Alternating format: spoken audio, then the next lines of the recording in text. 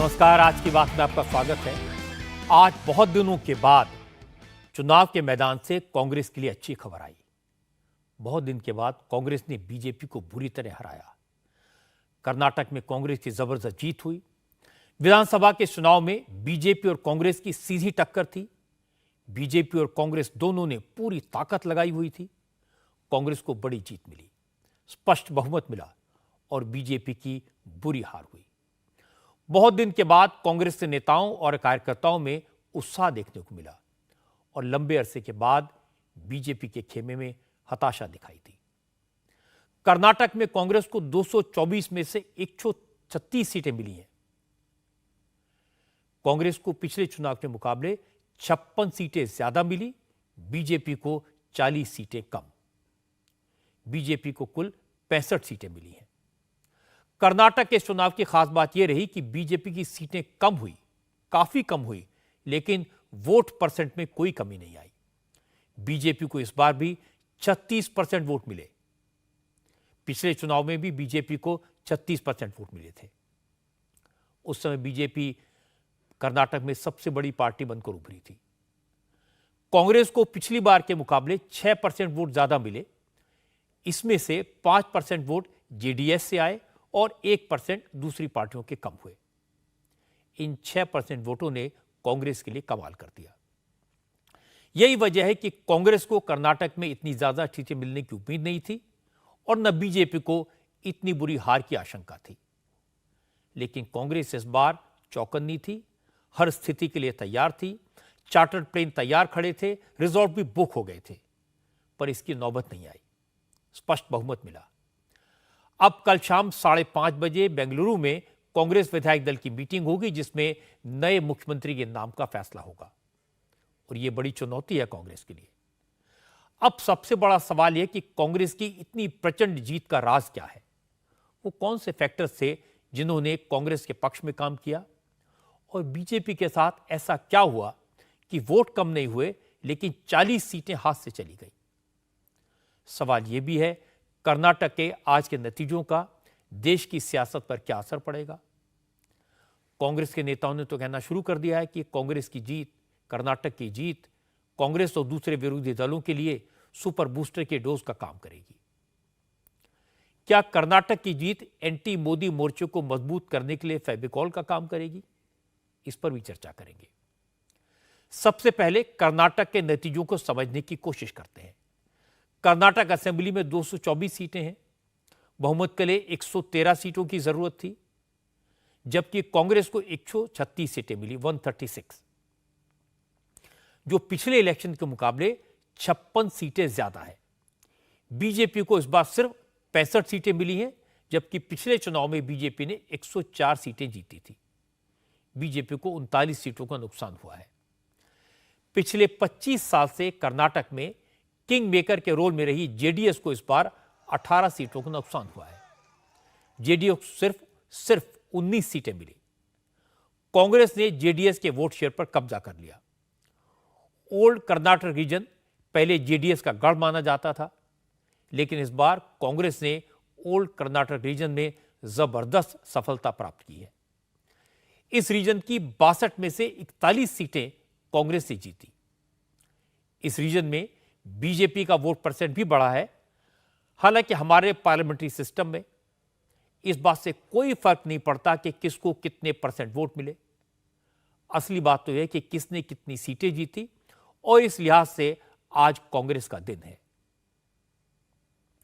जैसे ही रुझान आने शुरू हुए, कांग्रेस ने बहुमत का आंकड़ा छुआ तो जश्न शुरू हो गया। कांग्रेस को जीत तो कर्नाटक में मिली, लेकिन जश्न बेंगलुरु से लेकर दिल्ली, मुंबई, अहमदाबाद, चंडीगढ़, भोपाल, पटना, कोलकाता, शिमला, देहरादून और गुवाहाटी तक हर जगह हुआ। कांग्रेस के कार्यकर्ताओं ने जबरदस्त आतिशबाजी की, रंग गुलाल उड़ाए और कांग्रेस के दफ्तरों में बहुत दिन बाद ढोल नगाड़े बजे।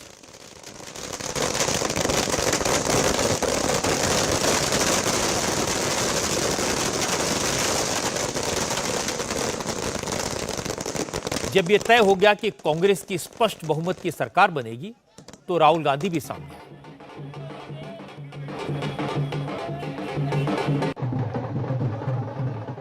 राहुल ने कहा कि कर्नाटक के लोगों ने नफरत की राजनीति को टाटा बाय बाय कर दिया, अब मोहब्बत की दुकान चल निकली है।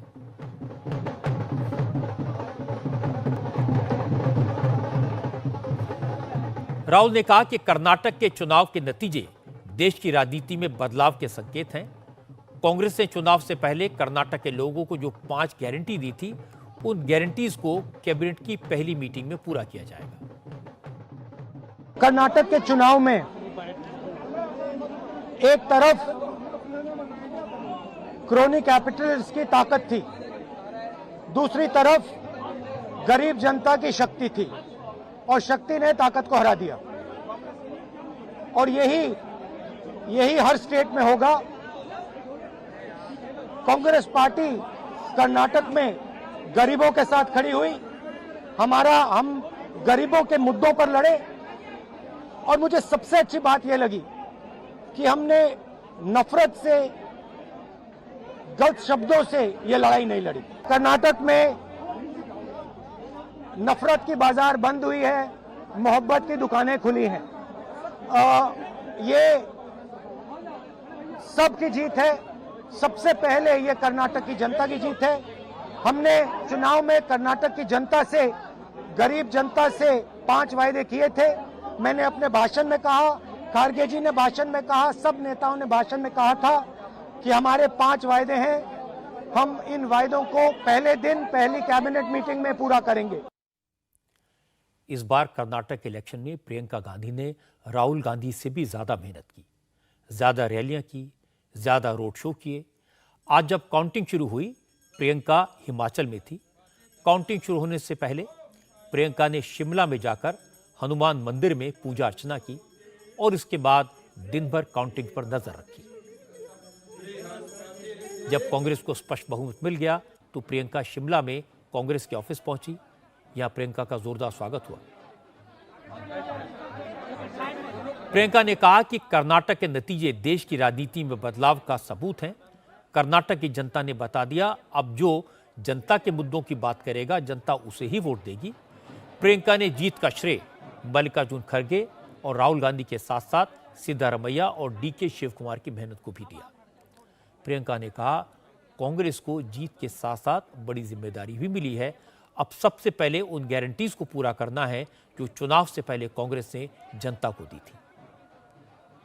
मैं कर्नाटका की जनता को बहुत बहुत दिल से बधाई देना चाहती हूँ। और उन्होंने पूरे देश में आज ये संदेश दे दिया है कि जो राजनीति जनता चाहती है वो अपनी समस्याओं के समाधान की राजनीति चाहते हैं। अपने मुद्दों पर बात होनी चाहिए। हमारा पूरा प्रचार हिमाचल प्रदेश ने भी यही दिखाया। हमारा पूरा प्रचार यही रहा था कि जनता के मुद्दों पर हमें बात करनी चाहिए। वो मुद्दे हैं महंगाई, बेरोजगारी, भ्रष्टाचार। जनता विकास चाहती है और आज से दोनों हिमाचल प्रदेश और कर्नाटका ने इस देश को साबित कर दिया है कि ध्यान भटकाने वाली राजनीति अब नहीं चलेगी। कर्नाटका की जनता ने अपना ध्यान एकदम केंद्रित रखा, अपने मुद्दों पर रखा और ऐसा निर्णय लिया कि जो वहाँ पे जो भ्रष्ट सरकार थी उसको निकाला गया। तो सबसे पहले जैसे मैंने कहा, उनको बहुत बहुत बधाई। फिर हमारे परम आदरणीय कांग्रेस के अध्यक्ष जी खारगे जी और पूर्व अध्यक्ष जी श्री राहुल गांधी जी, उन्हीं के नेतृत्व में ये चुनाव लड़ा गया, उन्हीं की अगुवाई थी। भारत जोड़ो यात्रा में राहुल गांधी जी ने जो कर्नाटका से यात्रा निकाली, उसमें जो 91 शायद या 91 से विधानसभा थी, उनमें से 75% जीती गई है कांग्रेस द्वारा। कांग्रेस अध्यक्ष जी ने मन बनाया कि कांग्रेस को जिताना ही है। 1 महीने से वे कर्नाटका में रहे, उन्हीं के नेतृत्व में पूरा संचालन हुआ। श्री सिद्धारमैया जी और श्री डीके शिव कुमार जी को भी बहुत बहुत बधाई। सारे जितने भी कर्नाटका में कांग्रेस के कार्यकर्ता हैं, उन सब ने अथक परिश्रम किया। उन्हीं के परिश्रम की वजह से आज ये जीत हासिल हुई है। तो अब हम सबके दिल में यही बात होनी चाहिए कि एक बहुत बड़ी जिम्मेदारी है। हमने कुछ वादे किए हैं, कुछ गारंटीज दिए हैं जनता को इनको पूरा करने के लिए हमें काम करना है और पूरी निष्ठा से जनता को ये दिखाना है कि एक अलग तरह की एक नई राजनीति इस देश में उभर सकती है, जो विकास की बात करे, जो जनता के मुद्दों पर आधारित हो। प्रियंका ने अच्छा किया कि मल्लिकार्जुन खड़गे को भी क्रेडिट दिया, क्योंकि कर्नाटक के चुनाव में खड़गे की साख दांव पर लगी थी। कर्नाटक खड़गे का होम स्टेट है। कांग्रेस अध्यक्ष बनने के बाद किसी बड़े राज्य में पहला इलेक्शन था, इसीलिए खड़गे 1 महीने से लगातार कर्नाटक में ही कैंप कर रहे थे। कैंपेन की निगरानी खुद खड़गे ने की। आज कांग्रेस की शानदार जीत के बाद बेंगलुरु में खड़गे पार्टी ऑफिस पहुंचे। उन्होंने कहा आज जीत का मौका है, जश्न का मौका है, इसलिए वो किसी को क्रिटिसाइज नहीं करेंगे, लेकिन इतना जरूर कहेंगे कि जिस तरह नरेंद्र मोदी कहते हैं कि वो गुजरात के बेटे हैं, तो वो भी कर्नाटक के भूमिपुत्र हैं, इसलिए आज सबको उनकी बात सुननी चाहिए। खड़गे ने कर्नाटक में पार्टी की जीत का श्रेय कार्यकर्ताओं और जनता के साथ साथ सोनिया, राहुल और प्रियंका को दिया। खड़गे ने कहा कि कर्नाटक में जीत मिलकर काम करने का नतीजा है। जैसा मोदी बोलते हैं कि ये मैं मूल निवासी हूँ, कौन सा गुजरात में बोले, मैं भी यहाँ का भूमिपुत्र हूँ। जरा सुनो भूमिपुत्र का भी।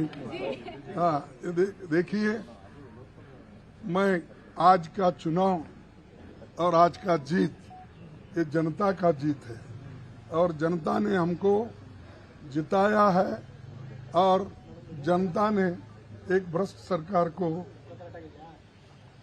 डिफीट दिया है, उनको हराया है।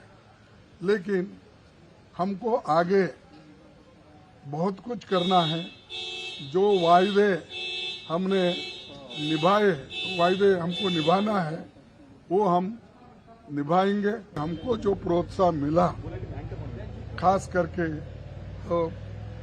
जो सोनिया गांधी जी का और राहुल गांधी जी का और प्रियंका गांधी, ये सभी ने जो कैंप यहाँ करके हर जगह घूमे, हर जगह उन्होंने अपना प्रभाव डाला, और उनके प्रभाव से भी बहुत से एरिया में ये जो परिणाम निकले हैं उससे ये दर्शाता है। तो इसलिए मैं उनको भी धन्यवाद देता हूँ और कंग्रेचुलेट करता हूँ कि मेरी पार्टी आज इतनी बड़ी जीत हासिल की। इसका क्रेडिट उनको जाता है और सारे हमारे कार्यकर्ताओं को जाता है। आज कांग्रेस में हर जगह जश्न का माहौल है। सारे नेताओं के घरों पर, पार्टी के दफ्तरों में सिर्फ रंग गुलाल उड़ रहे हैं, आतिशबाजी हो रही है, और मौका है तो कांग्रेस के नेता आज खुलकर बोल रहे हैं। सिद्धारमैया ने लोगों से कहा था ये उनका आखिरी चुनाव है, इसलिए जीत के साथ रिटायर करिए। तो सिद्धारमैया भी जीत गए, उनकी पार्टी भी भारी बहुमत के साथ जीत गई। जीत के बाद सिद्धारमैया ने साफ साफ बात की, बीजेपी के नेताओं को निशाने पर लिया। उन्होंने कहा ये कांग्रेस की जीत है, लेकिन इसके साथ साथ ये नरेंद्र मोदी, अमित शाह और जेपी नड्डा की हार है। सिद्धारमैया ने कहा कि कर्नाटक की जनता नफरत की राजनीति से परेशान हो गई थी, करप्शन से आजिज आ चुकी थी, इसीलिए बीजेपी की विदाई हुई।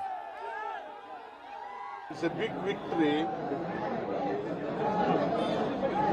to Congress party. It is a mandate against the Narendra Modi. It is a mandate against the Amit Shah. It is a mandate against the Nadda.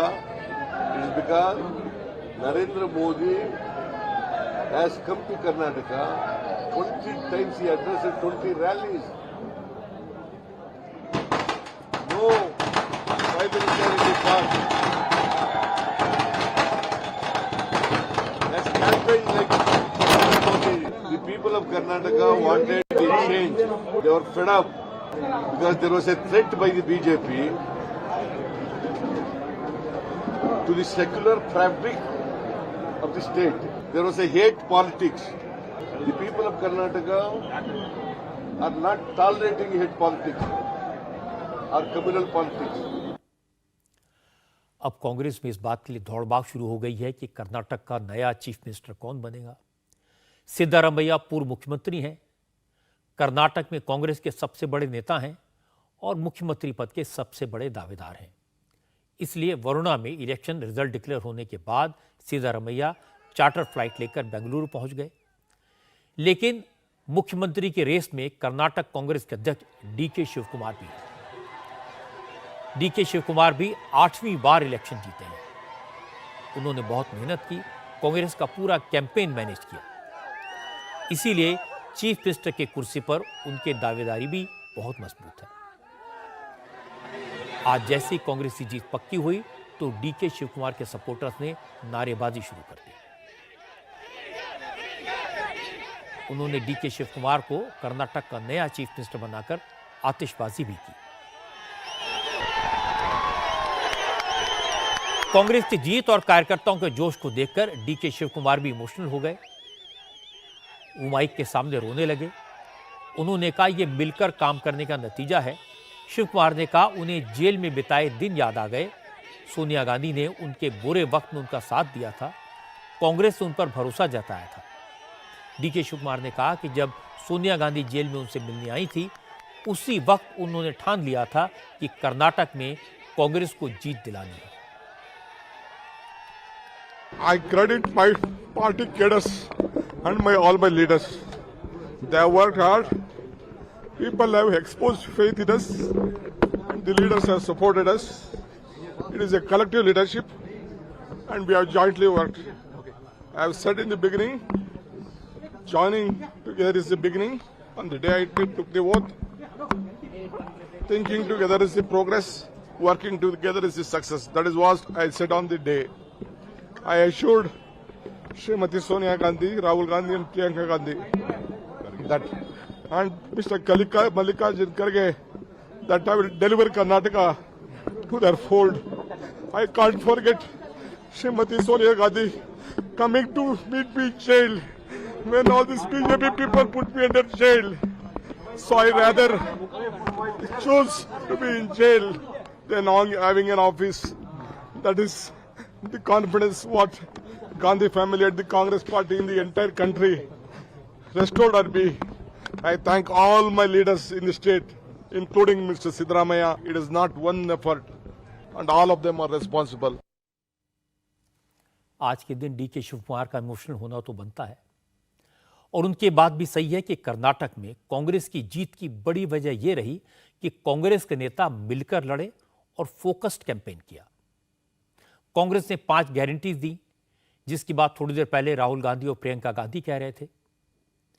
Congress ने हर परिवार को हर महीने 200 यूनिट मुफ्त बिजली, महिलाओं को हर महीने 2000 रुपए, गरीब परिवार के हर मेंबर को हर महीने 10 किलो मुफ्त चावल, बेरोजगार ग्रेजुएट्स को हर महीने 3000 रुपए और डिप्लोमा वाले बेरोजगारों को हर महीने 1500 रुपए महीने देने की गारंटी दी थी। कांग्रेस की यह गारंटी चुनाव में मास्टर स्ट्रोक साबित हुई। आज जयराम रमेश ने भी कहा कि जब राहुल गांधी की भारत जोड़ो यात्रा शुरू हुई थी, उसी वक्त से कांग्रेस ने जनता को बताना शुरू कर दिया था कि कांग्रेस की सरकार आई तो जनता को क्या देगी। जयराम ने कहा कि कांग्रेस ने 5 महीने में ये 5 गारंटी कर्नाटक के घर घर तक पहुंचा दी थी। लोगों ने कांग्रेस की वादे पर भरोसा किया और बीजेपी को सत्ता से विदा कर दिया। हमारे पार्टी के लिए, संगठन के लिए एक संजीवनी मिली, एकजुटता आई, एकता आई, और तब से हम गारंटी की कार्ड बात कर रहे हैं। तब से चामराजनगर, मैसूर, मंड्या, तुमकुर, चित्रदुर्गा, बेल्लारी, रायचूर, 7 जिले में हमने गारंटी की बात की। ना हमारा प्रचार जो था, रणनीति जो था, न केवल बीजेपी हटाओ, न केवल 40% कमीशन सरकार को हटाओ, बल्कि हम करेंगे क्या। आखिरी वक्त पर हमने गारंटी नहीं दी, आखिरी वक्त पर हमने कोई वादे नहीं किए। 5 महीने से हम कह रहे हैं कि ये हमारे 5 गारंटी है। इस गारंटी के आधार पर अब कांग्रेस को फिर से जनादेश दीजिए, और मुझे खुशी है कि फिर से हमें जनता का विश्वास और जनादेश मिला। एक इंटरेस्टिंग बात यह रही कि कर्नाटक में कांग्रेस की जबरदस्त जीत पर रॉबर्ट वाड्रा भी बोले। रॉबर्ट वाड्रा ने कहा कि कांग्रेस ने जनता के मुद्दे उठाए, इसलिए इतनी बड़ी जीत मिली। रॉबर्ट वाड्रा ने कहा कि जनता बीजेपी की हकीकत समझ गई है, इसलिए कर्नाटक से बदलाव की शुरुआत हुई है। कांग्रेस पार्टी जीत रही है, और क्योंकि उन्होंने लोगों को समझा है, लोगों की बात बुलंद की है और ज़रूर उन्होंने जो भी वादे किए हैं वो पूरे करेंगे। चाहे बीजेपी ने बस पूरे स्टेट को गलत तरीके से सरकार तोड़ के लिया पहले, और उसके बाद मतलब कि उनके कोई भी वादे पूरे नहीं हुए और खाली करप्शन हुए, और वही चीज़ जो लोगों की इश्यूज थे, जो उनकी सुनवाई नहीं हुई थी, मेरे परिवार ने उनके आवाज़ बुलंद किए, हर जगह गए, लोगों को समझा और ज़रूर उनकी जो समस्याएं उसका समाधान अब करेंगे जब हम पावर में हैं। जो भी कांग्रेस पार्टी इकट्ठे एकजुट होकर चुनेंगे जिसको भी चीफ मिनिस्टर बनना चाहिए, वो उतनी मेहनत करेंगे, जो वादे किए हैं वो पूरे करेंगे। और मुझे पता है अगर प्रियंका और राहुल ने वो वादों के बारे में बात की है, वो ज़रूर अपने आप देखेंगे कि वो वादे उन लोगों के लिए, कर्नाटका के लोगों के लिए पूरे हों। रॉबर्ट वाड्रा ने जनता से किए गए वादों की बात की। जयराम रमेश ने भी कहा कि 5 गारंटीज ने कांग्रेस को जिताया, लेकिन आज कांग्रेस के ज्यादातर नेता कह रहे थे कि पार्टी बजरंगबली की कृपा से जीती। कांग्रेस के ऑफिशियल ट्विटर हैंडल पर आज बजरंगबली की तस्वीर पोस्ट की गई और कैप्शन लिखा गया, जय बजरंगबली, तोड़ दी भ्रष्टाचार की नली। तोड़ दो भ्रष्टाचार की नली।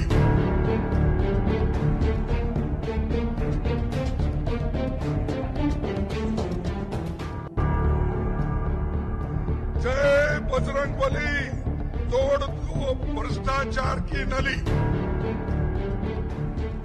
कांग्रेस के सेलिब्रेशन में हर जगह बजरंगबली नजर आए। भोपाल में कांग्रेस कार्यकर्ता बजरंगबली की तस्वीर लिए दिखाई दिए। जय बजरंगबली, जय सियाराम के नारे भी लगे। दिल्ली में कांग्रेस के हेडक्वार्टर में जीत का जश्न हो रहा था तो एक कार्यकर्ता हनुमान जी का भेष बनाकर पहुंचा। रांची में बजरंगबली का मुखौटा लगाकर कांग्रेस कार्यकर्ताओं ने कर्नाटक की जीत का जश्न मनाया।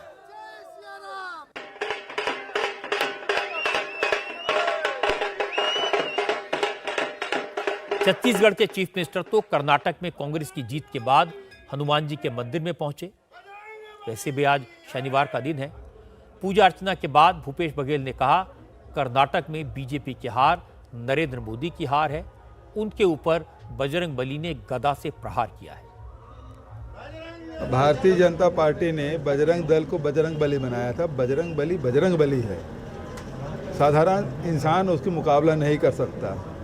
और बजरंगबली हमेशा सत्य, प्रेम, भाईचारा का साथ देने वाले हैं। जहाँ भ्रष्टाचार होगा, जहाँ पाप होगा, तो बजरंगबली को जो गदा है उन्हीं पे पड़ता है।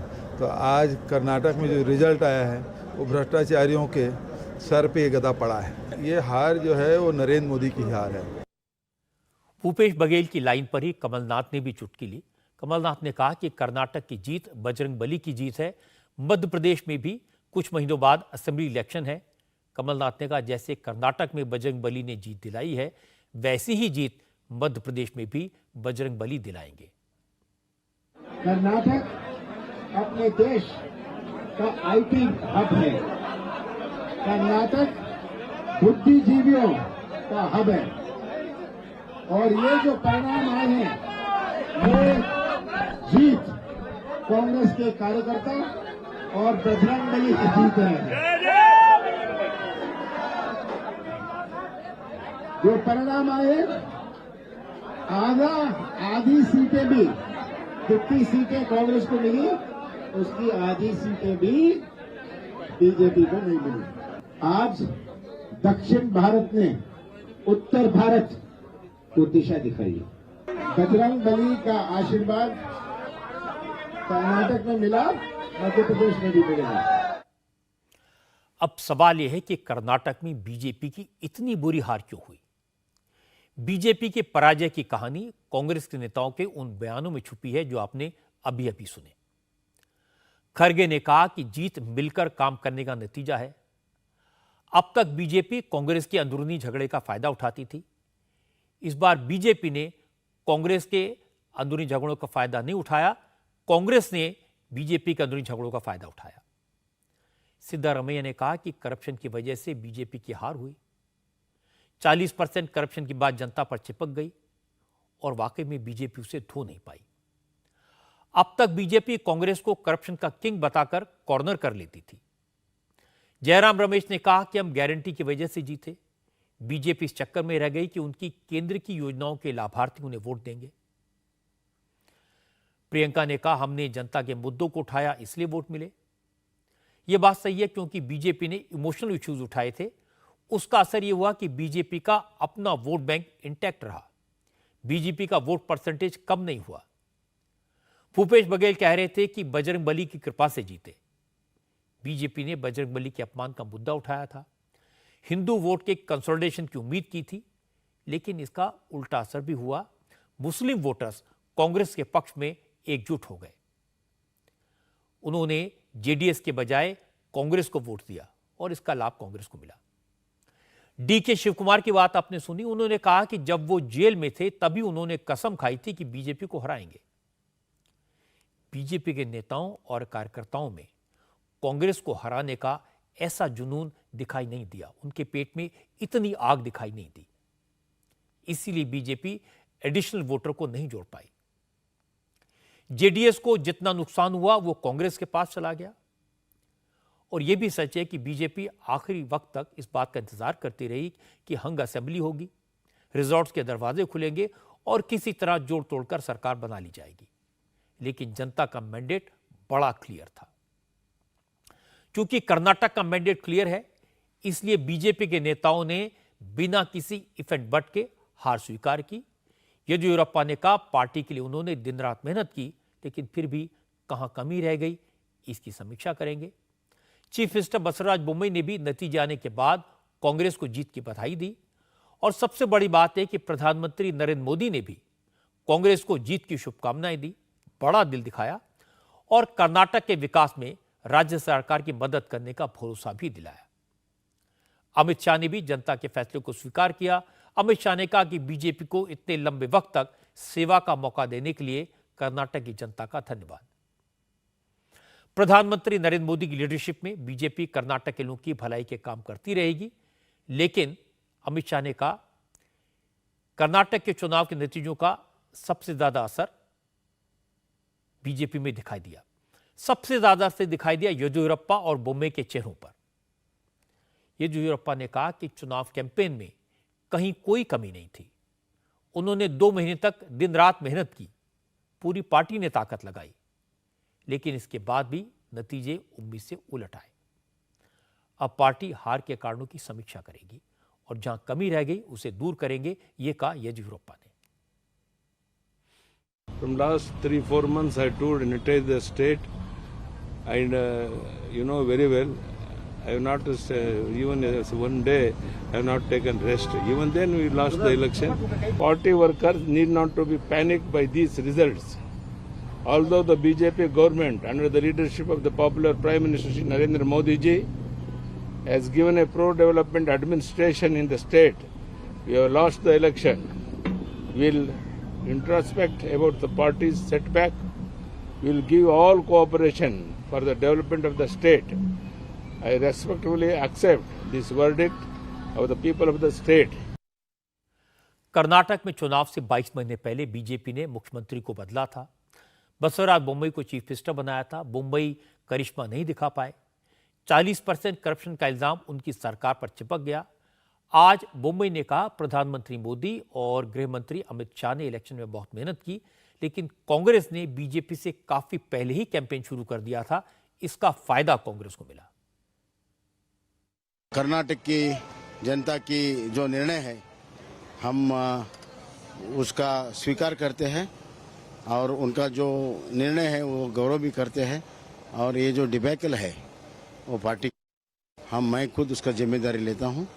और आगे दिनों में इसका मल्टीपर्पज़ कारण है, सब कारण ढूंढ के सही करके हम एक राष्ट्रीय पार्टी है, नेशनलिस्ट पार्टी है, फिर से संगठित करके पार्लियामेंट इलेक्शन में हम एनालिसिस करेंगे। मल्टी फैक्टर है, एक ही नहीं है।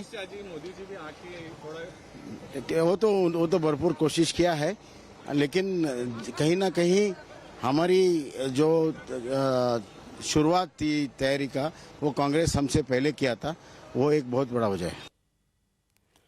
ये अच्छी बात है, बीजेपी के नेताओं ने जनता के फैसले को बेहिचक स्वीकार किया। ये माना कि मल्टीपल फैक्टर्स से, लेकिन एक बात बिल्कुल साफ है, बसवराज बोम्मई की सरकार के खिलाफ लोगों में जबरदस्त नाराजगी थी। बोम्मई सरकार के 12 मंत्री चुनाव हार गए, बड़े बड़े नेताओं को पब्लिक ने घर भेज दिया।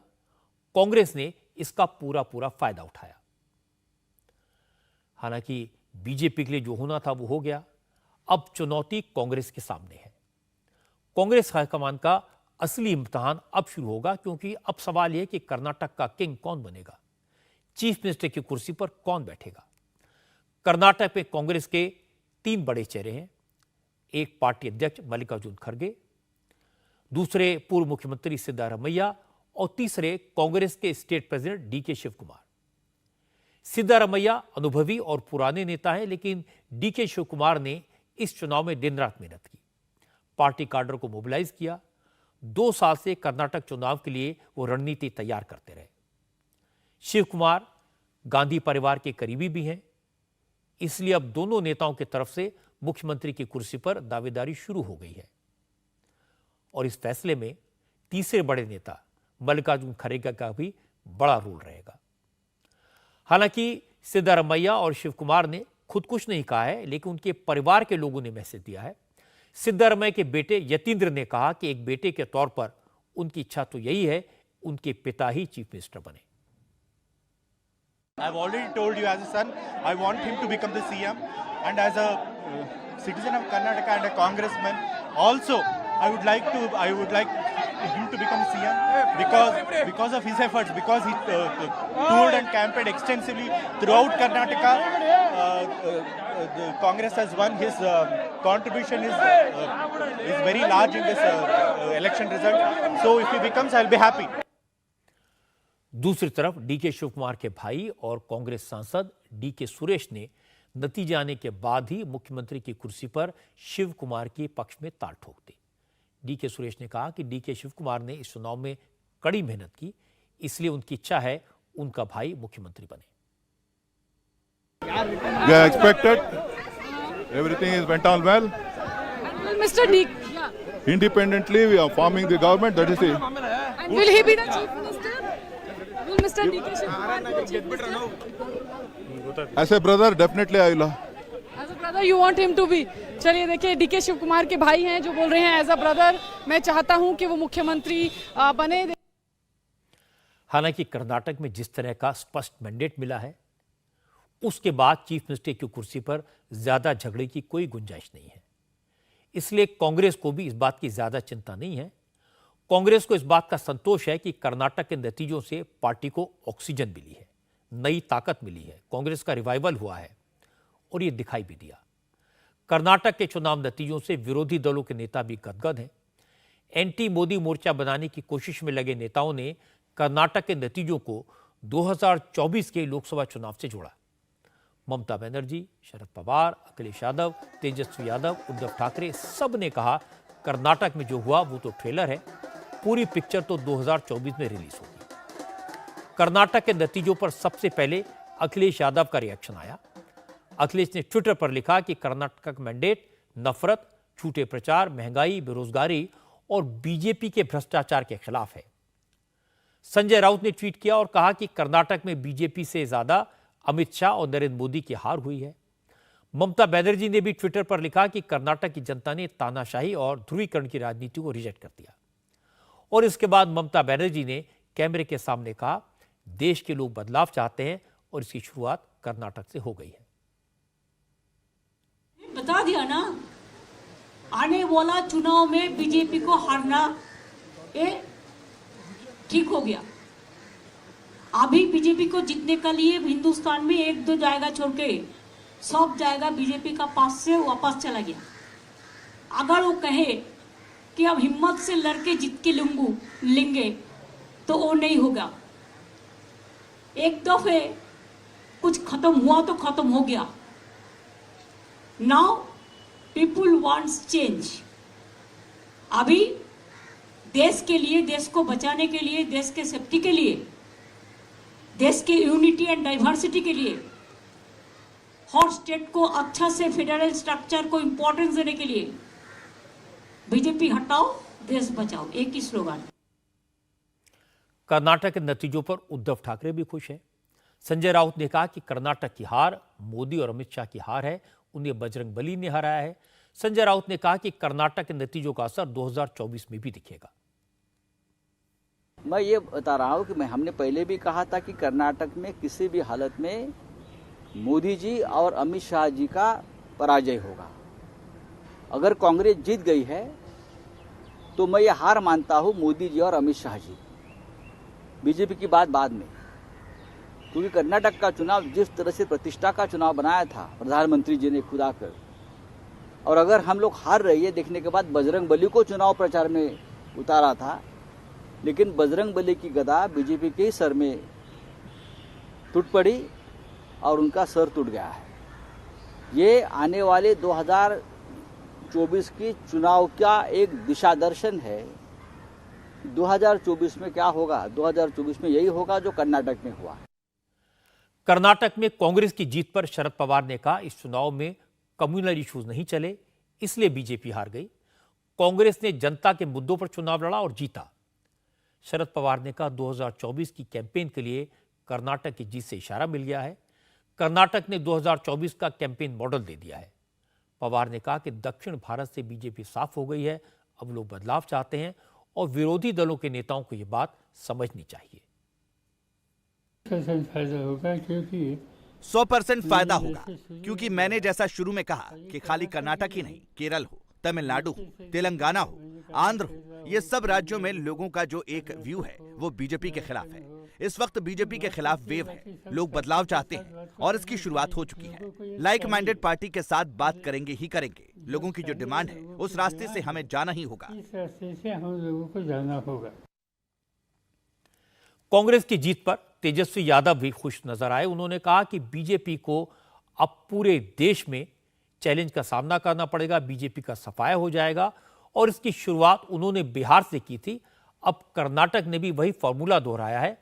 आने वाले चुनाव में बीजेपी की फिर से हार होगी।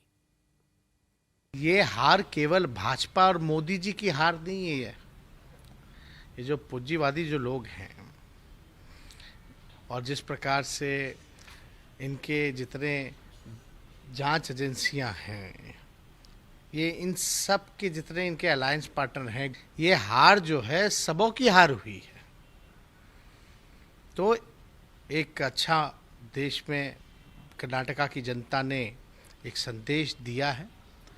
और आप देखिए, बिहार जब से हम लोग बीजेपी को भगाए हैं तब से हिमाचल जीत गए, कर्नाटका जीत गए और एक अच्छा संदेश पूरे देश भर में जा रहा है। अगला आने वाला चुनाव चाहे मध्य प्रदेश हो, छत्तीसगढ़ हो या राजस्थान हो, ये सारे चुनाव हारेंगे भाजपा के लोग। और हरियाणा भी लिख के ले लीजिए, जो उत्तर भारत में एक आध जगह जो बचा हुआ है वो हरियाणा भी बीजेपी हारेगी। फारूक अब्दुल्ला और महबूबा मुफ्ती ने भी कांग्रेस को जीत की मुबारकबाद दी। महबूबा ने कहा कि कर्नाटक के रिजल्ट का असर 2024 के लोकसभा चुनाव पर भी दिखाई देगा।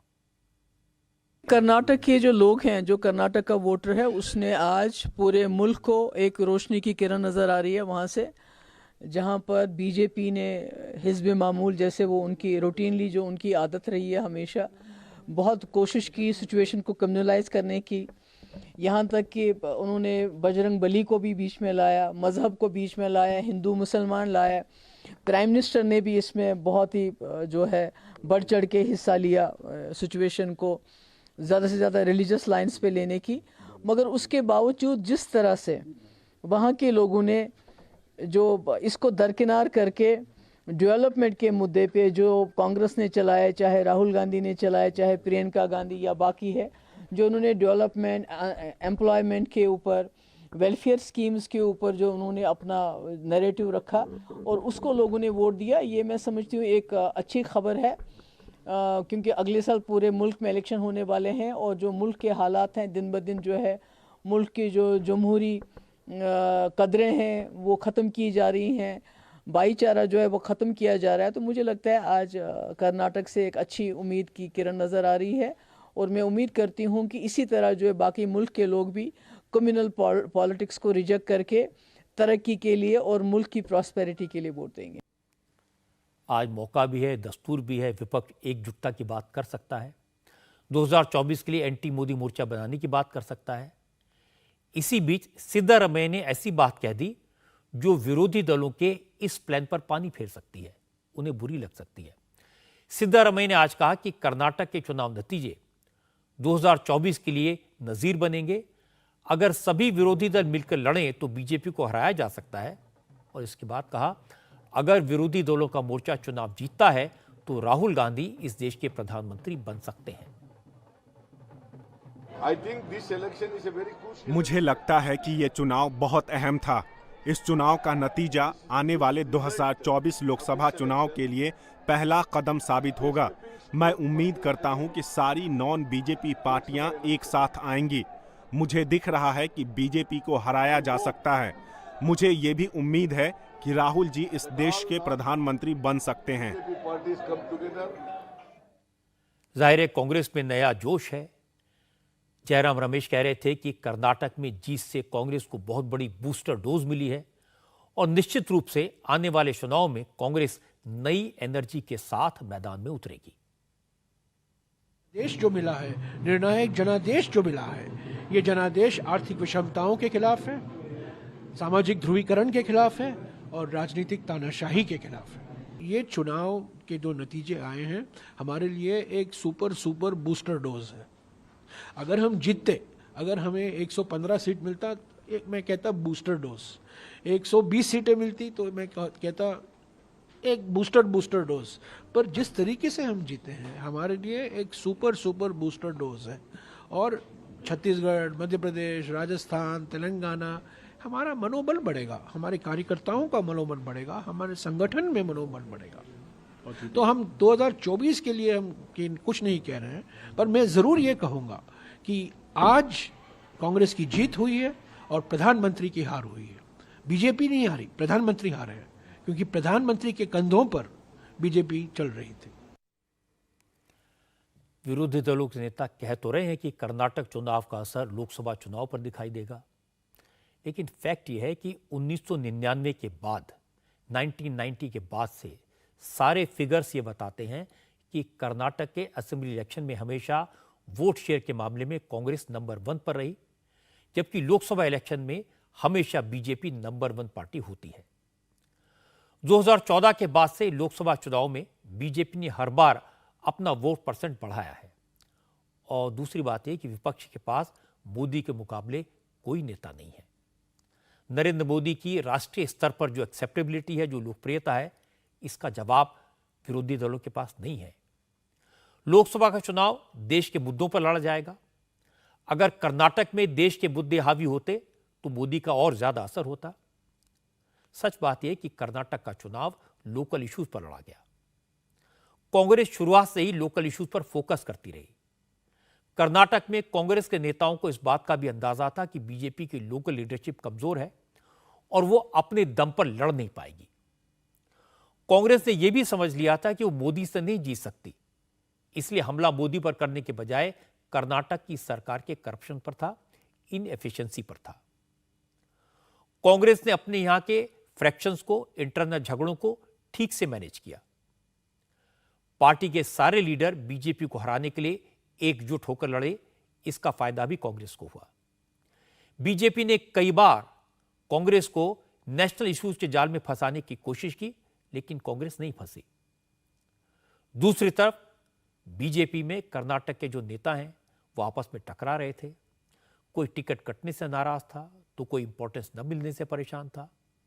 येदियुरप्पा और बोम्मई अपनी अपनी सुप्रीमेसी साबित करने में लगे रहे। राज्य सरकार का काम लचर था। करप्शन के इल्जाम का बीजेपी के पास कोई सॉलिड जवाब नहीं था। करप्शन और इनएफिशिएंसी के इशू को साइडलाइन करने के लिए नरेंद्र मोदी के काम और उनके नाम का सहारा लिया गया। पूरी कोशिश के बावजूद मोदी का कैंपेन पार्टी को नहीं बचा पाया और उसकी वजह यह कि जब तक मोदी मैदान में उतरे तब तक शायद कर्नाटक की जनता अपना मन बना चुकी थी। लोग वहां की सरकार से नाराज थे।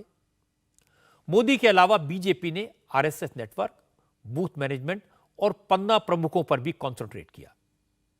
बीजेपी के संगठन मंत्री बीएल संतोष कर्नाटक से आते हैं। उन्हें अपनी मशीनरी पर पूरा भरोसा था। बीजेपी के कार्यकर्ताओं ने काम तो किया, लेकिन मन से नहीं किया। पार्टी के कार्यकर्ता बूथ तक तो गए, लेकिन उनमें वैसा जुनून नहीं था जैसा कांग्रेस के लोगों में था। बीजेपी के नेताओं ने कांग्रेस को हराने के लिए इस इलेक्शन को जीवन मरण का प्रश्न नहीं बनाया। कर्नाटक की जनता ने कांग्रेस को एक डिसाइसिव मैंडेट दिया है। कांग्रेस की जीत में राहुल और प्रियंका का भी रोल है। डीके शिव कुमार, सिद्धारमैया और खड़गे को भी पूरा श्रेय और पूरा क्रेडिट मिलना चाहिए। कांग्रेस के नेताओं ने जो भाईचारा इलेक्शन कैंपेन के दौरान दिखाया, वो भाईचारा मुख्यमंत्री चुनने और सरकार चलाने में भी दिखाएं, तभी कर्नाटक का भला होगा। जहां तक बीजेपी का सवाल है, बीजेपी के पास मौका है कि कर्नाटक में नई लीडरशिप को डेवलप किया जाए। पुराने जाल से निकलकर नई जमीन तैयार करने का मौका है। इस चुनाव की एक अच्छी बात यह हुई कि जेडीएस बिल्कुल किनारे हो गई। जेडीएस ने जो 5% वोट खोया, वो सारा कांग्रेस के पास गया। आज उत्तर प्रदेश से बीजेपी के लिए कई अच्छी खबरें आई। यूपी के निकाय चुनाव में बीजेपी ने जबरदस्त जीत हासिल की है। 17 जगहों पर मेयर का चुनाव हुआ और सारी की सारी 17 जगहों पर बीजेपी के मेयर बने। बीजेपी ने क्लीन स्वीप कर दिया। समाजवादी पार्टी, बहुजन समाज पार्टी और कांग्रेस का खाता भी नहीं खुला। नगर निगम चुनाव में इस बार बीजेपी ने मुस्लिम उम्मीदवारों को दिल खोलकर टिकट दिए थे। उनमें से भी कई उम्मीदवारों को कामयाबी मिली, जो यूपी में बीजेपी के लिए नई बात है। यूपी की 2 असेंबली सीटें, रामपुर की स्वार और मिर्जापुर की 96, इन दोनों पर बाई इलेक्शन हुआ। दोनों सीटें एनडीए ने जीती। दोनों सीटों पर बीजेपी के सहयोगी पार्टी अपना दल के उम्मीदवार मैदान में थे। रामपुर की स्वार असेंबली सीट पर जीत खास है, क्योंकि ये सीट आजम खां के बेटे अब्दुल आजम की मेंबरशिप रद्द होने के बाद खाली हुई थी। इस इलाके में आजम खां का हमेशा दबदबा रहा है, लेकिन बीजेपी ने अपना दल के टिकट पर मुस्लिम उम्मीदवार को उतारा और बड़ी जीत हासिल की। अपना दल के उम्मीदवार शफीक अहमद अंसारी ने समाजवादी पार्टी की कैंडिडेट अनुराधा चौहान को 8,724 वोटों से हराया, जबकि 96 विधानसभा सीट पर अपना दल की रिंकी कोल ने समाजवादी पार्टी की कीर्ति कोल को 9,587 वोटों से हराया। यूपी के निकाय चुनाव और बाई इलेक्शन में जबरदस्त जीत का जश्न लखनऊ में बीजेपी के दफ्तर में हुआ। योगी आदित्यनाथ भी जश्न में शामिल हुए। योगी ने कहा, इस बार लोकल बॉडी इलेक्शन में बीजेपी ने पिछले चुनाव के मुकाबले 2 गुने से भी ज्यादा सीटें जीती हैं। अब समाजवादी पार्टी और बीएसपी का कहीं नामो निशान नहीं बचा। योगी ने कहा, यह बीजेपी की डबल इंजन की सरकार के काम और अच्छी कानून व्यवस्था पर जनता की मोहर है। आदरणीय प्रधानमंत्री जी के सुयोग्य और यशस्वी नेतृत्व और उनके मार्गदर्शन में उत्तर प्रदेश नगर निकाय के चुनाव में भारतीय जनता पार्टी ने अब तक की सबसे बड़ी विजय प्राप्त की है। 17 नगर निगमों में पहली बार भारतीय जनता पार्टी सभी नगर निगमों में एक साथ पूर्ण बहुमत के साथ विजय प्राप्त करने में सफल हुई है। प्रदेश के अंदर 200 नगर पालिकाएं, जिनमें से 199 में चुनाव संपन्न हुए हैं। 2017 में भारतीय जनता पार्टी ने 60 नगर पालिकाओं में विजय प्राप्त की थी। इस वर्ष भारतीय जनता पार्टी का ये आंकड़ा विगत वर्ष से यानी 2017 से दोगुने से अधिक सीटें भारतीय जनता पार्टी नगर पालिकाओं में भी प्राप्त कर रही है। भारतीय जनता पार्टी इस बार नगर पंचायतों में भी अभूतपूर्व सफलता प्राप्त की है। 2017 से 2.5 गुना से अधिक सीटें भारतीय जनता पार्टी ने इस चुनाव में इसमें भी सफलता प्राप्त की है। यूपी के चुनाव की खासियत को, इंपॉर्टेंस को समझने की जरूरत है। यूपी में मेयर के इलेक्शन में पिछली बार 16 सीटों पर चुनाव हुआ था, जिसमें से 14 सीटें बीजेपी ने जीती थी और 2 सीटें मायावती की पार्टी को मिली थी।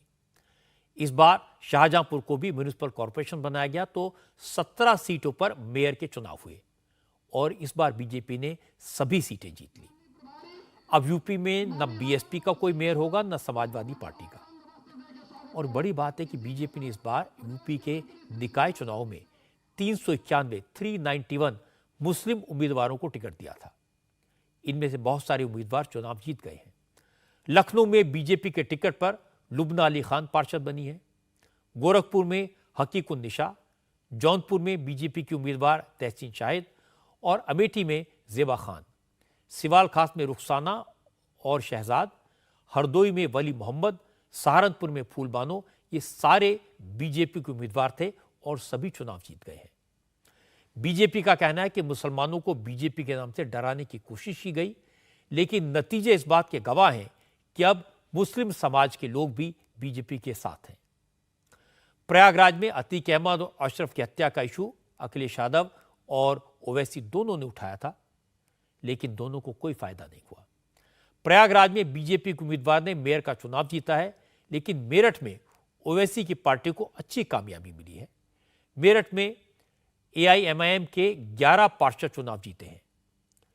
यूपी के deputy chief minister Keshav Maurya ने कहा यूपी में सपा का सूर्यास्त हो गया और बीएसपी को भी लोगों ने रिजेक्ट कर दिया।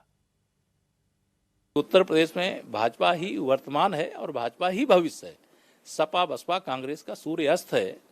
अब उत्तर प्रदेश की जनता ने इनकी असलियत को जान लिया है, पहचान लिया है, इसलिए भाजपा को अपना आशीर्वाद दिया। उत्तर प्रदेश में हालांकि चुनाव लोकल बॉडीज का था, लेकिन यहाँ खेल बड़ा था। बड़ा प्रदेश है, बड़ा राज्य है। अगर बीजेपी हार जाती तो सब लोग मिलकर योगी आदित्यनाथ की नाक में दम कर देते, लेकिन योगी ने एक बार फिर साबित कर दिया, चाहे कुछ नेता उनसे नाराज हों, जातियों के ठेकेदार उनके खिलाफ हों, पर जनता योगी के साथ है। योगी ने लॉ एंड ऑर्डर का सुधार करके, गुंडागर्दी खत्म करके यूपी के लोगों को विकास का जो रास्ता दिखाया है, उसका फायदा उन्हें हर चुनाव में मिल रहा है। स्थानीय निकायों में भी मिला।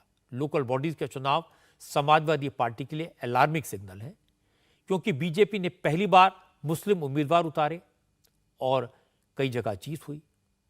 मुसलमानों का सपोर्ट बीजेपी को मिलना समाजवादी पार्टी के लिए चिंता का सबब हो सकता है। कई इलाकों में तो समाजवादी पार्टी तीसरे नंबर पर आ गई। रामपुर में आजम खान के घर में समाजवादी पार्टी की हार भी एक खतरे की घंटी है। जहां तक योगी का सवाल है, योगी ने इलेक्शन को फ्रंट से लीड किया। इस जीत ने उनका दबदबा एक बार फिर से कायम कर दिया, लेकिन अब जनता ने उनको ट्रिपल इंजन की सरकार दे दी है। अब योगी आदित्यनाथ के सामने सबसे बड़ी चुनौती होगी जनता के सपनों को पूरा करना, उनकी अपेक्षाओं पर खरा उतरना। आज आम आदमी पार्टी के लिए भी अच्छी खबर आई। लोकसभा में आम आदमी पार्टी का खाता खुल गया। जालंधर लोकसभा सीट के बाई इलेक्शन में आम आदमी पार्टी के सुशील कुमार रिंकू ने जीत दर्ज की। फिलहाल लोकसभा में आम आदमी पार्टी का कोई एमपी नहीं था। आज की जीत से लोकसभा में आम आदमी पार्टी की एंट्री हो गई। केजरीवाल ने इस जीत पर भगवंत मान की तारीफ की और कहा कि कांग्रेस के गढ़ में जीत से साफ है कि पंजाब की जनता ने भगवंत मान की सरकार के काम पर मोहर लगाई है। अनप्रेसिडेंटेड जीत है और इस पॉइंट ऑफ व्यू से देखें कि ये कांग्रेस का गढ़ रहा है। पिछले 60 साल में से 50 साल यहाँ पे कांग्रेस जीतती रही है, तो उस गढ़ के अंदर सेंध मार के आम आदमी पार्टी जीती है। हम तो केवल काम की राजनीति करते हैं, ना हम धर्म की राजनीति करते, ना हम जात की राजनीति, केवल काम। हमारे कामों के बेसिस पे हम वोट मांगते हैं लोगों से। तो एक तरह से पंजाब की जनता ने, जालंधर की जनता ने, और जालंधर का जो ये नतीजा, ये पंजाब का मूड है, पूरे पंजाब का मूड इस तरह इसमें दिखाई देता है। उन्होंने भगवंत मान साहब के आम आदमी पार्टी की सरकार के कामों पे ठप्पा लगाया है कि जी लगे रहो, बहुत अच्छा काम कर रहे हो, इसी तरह से करते रहो, हम आपके साथ हैं। ये बहुत बड़ा मैसेज है। तो जालंधर की जनता को मैं बहुत बहुत तहे दिल से शुक्रिया अदा करना चाहता हूँ। पिछले साल असेंबली का जो चुनाव था विधानसभा का, उसमें हमें पूरे पंजाब में 42% वोट मिले थे, लेकिन जालंधर में हमें बहुत कम वोट मिले, हमें 28% वोट मिले। आज इसको हमने बढ़ा के हम लगभग 34% वोट पे हैं और जालंधर जीत रहे हैं। और 2019 के चुनाव में, लोकसभा चुनाव में, जालंधर सीट से, लोकसभा की सीट से हमें केवल 2.5% वोट मिले थे। आज हमें 34% वोट मिले हैं। ये बात तो सही है कि जालंधर कांग्रेस की मजबूत सीट है, इसलिए जालंधर में आम आदमी पार्टी की जीत बड़ी बात है। 2.5% से 34% वोट पर आना ये भी बड़ी बात है। जालंधर में कांग्रेस ने यह प्रचार किया था कि भगवंत मान को सरकार चलानी नहीं आती, इसलिए आज केजरीवाल ने कहा कि आम आदमी पार्टी के उम्मीदवार की जीत भगवंत मान के काम पर जनता की मोहर है। और अब आपको बताऊं कि अपने बयानों से हमेशा विवादों में घिरे रहने वाले धीरेन्द्र शास्त्री आज पटना में हैं। भव्य हनुमंत कथा चल रही है। लालू यादव के बड़े बेटे तेज प्रताप यादव ने चैलेंज किया था कि वो पटना में बाबा बागेश्वर की कथा नहीं होने देंगे, लेकिन आज जब धीरेन्द्र शास्त्री का दरबार सजा तो उसमें बिहार बीजेपी के तमाम नेता हनुमान कथा में शामिल दिखाई दिए। रविशंकर प्रसाद, अश्विनी चौबे, गिरिराज सिंह, बिहार प्रदेश के अध्यक्ष सम्राट चौधरी, बिहार विधानसभा में नेता प्रतिपक्ष विजय सिन्हा, इन सब ने बागेश्वर धाम की आरती की। अब सवाल है कि धीरेन्द्र शास्त्री इतने लोकप्रिय क्यों हैं?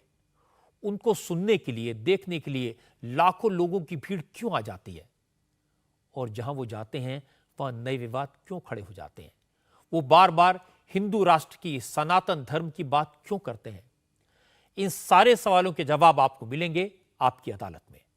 इंडिया टीवी हर वक्त हर जगह डाउनलोड करने के लिए सर्च करें India TV news Google play store या ऐप स्टोर पर।